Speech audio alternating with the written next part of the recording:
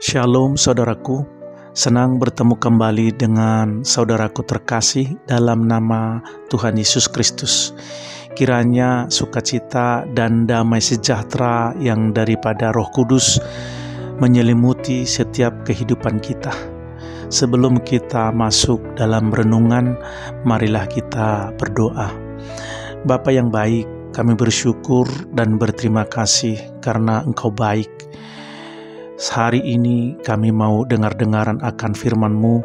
Marilah Tuhan bukakan setiap kehidupan kami untuk kami dapat menerima kebenaran-Mu. Dan marilah Tuhan Yesus Kristus firman-Mu berbicara kepada setiap kami dan nyatakanlah kehendak-Mu. Dalam nama Yesus Kristus kami berdoa dan bersyukur. Haleluya. Amin. Saudara terkasih dalam nama Tuhan Yesus Kristus, hari ini judul dari renungan kita adalah Saat Hamba Tuhan Menggeser Tuhan, yang didasarkan pada 1 Korintus 4 ayat 7. Demikian bunyi firman Tuhan. Sebab siapakah yang menganggap engkau begitu penting? Dan apakah yang engkau punyai yang tidak engkau terima? Dan jika engkau memang menerimanya, mengapakah engkau memegahkan diri seolah-olah engkau tidak menerimanya? Amin. Saudaraku, pernahkah saudara merasa dan berkata begini dalam hati, saya sudah melakukan begitu banyak bagi Tuhan, maka sudah sepantasnya saya dikenal.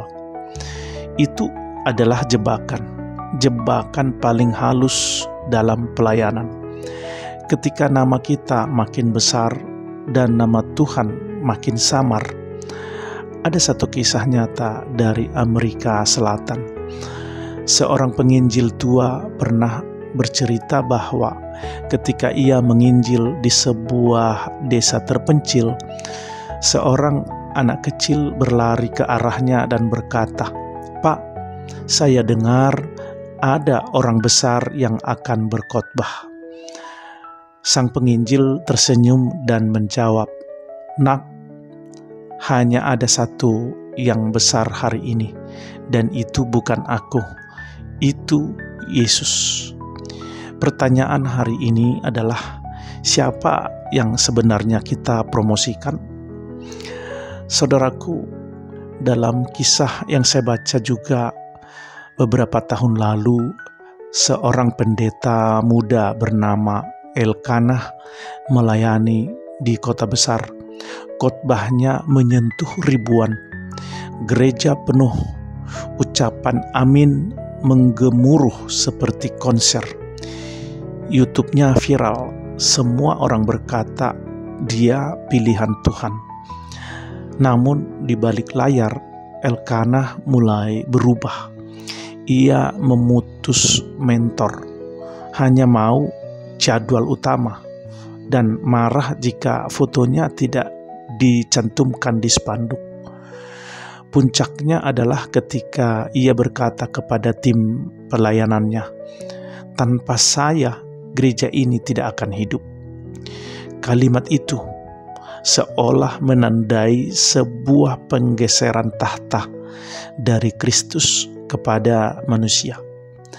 Tapi Tuhan yang cemburu tidak akan berbagi kemuliaan. Dalam 1 tahun, skandal pecah, gereja pecah, keluarga retak, Elkanah jatuh dalam depresi. Dan dalam sesi konseling, ia menangis dan berkata, "Aku terlalu sibuk menjaga reputasiku, sampai aku lupa menjaga hatiku di hadapan Tuhan." Saudaraku, mari kita buka kembali 1 Korintus 4 ayat 7 ini. Sebab siapakah yang menganggap engkau begitu penting? Ini berarti menilai, ya. Menganggap penting ini artinya menilai, mengangkat atau memisahkan sebagai yang istimewa. Itu arti dari bahasa aslinya. Paulus sedang membongkar keangkuhan yang tersembunyi di balik pencapaian rohani. Apakah kita lupa bahwa semua itu hanyalah pemberian? Apakah suara emas, ide jenius, atau strategi pelayanan kita bukan titipan dari surga? Lalu Paulus menampar kesombongan rohani kita dengan kalimat, "Dan jika engkau memang menerimanya, mengapa engkau memegahkan diri seolah-olah engkau tidak menerimanya?" Saudaraku, kita semua rentan menggeser Tuhan dari tahta, bukan dengan niat jahat, tapi karena kehausan akan validasi, karena dorongan untuk merasa diperlukan, diakui, disanjung. Kita mulai berpikir, saya ini pilar gereja ini. Kalau saya tidak ada, ibadah nggak jalan. Urapan Tuhan itu melekat karena saya. Itu bukan pernyataan iman, itu kesombongan. Dan kesombongan rohani adalah bentuk penyembahan berhala paling licin. Karena kita menyebut nama Tuhan, tapi kita menempatkan diri kita di kursi kemuliaan Tuhan. Saudaraku, satu cerita kasus lagi. Seorang pengkhotbah dengan jemaat yang banyak akhirnya mengundurkan diri karena kesombongan dan penyalahgunaan kekuasaan. Dalam wawancara terakhirnya, ia berkata, "Semua orang bilang aku urapan Tuhan, tapi sebenarnya aku lebih percaya pada banyaknya pengikutku daripada percaya kepada firman dan Roh Kudus." Ini tragis. Saudara terkasih, apakah kita sedang melayani Tuhan atau membangun kerajaan nama kita sendiri?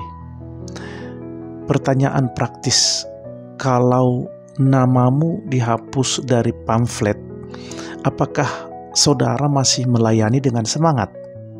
Kalau YouTube saudara tidak viral, apakah saudara masih percaya bahwa Tuhan memakai saudara? Kalau tidak ada orang berterima kasih, apakah saudara tetap bersyukur? Tuhan tidak memanggil kita untuk menjadi viral. Dia memanggil kita untuk menjadi setia.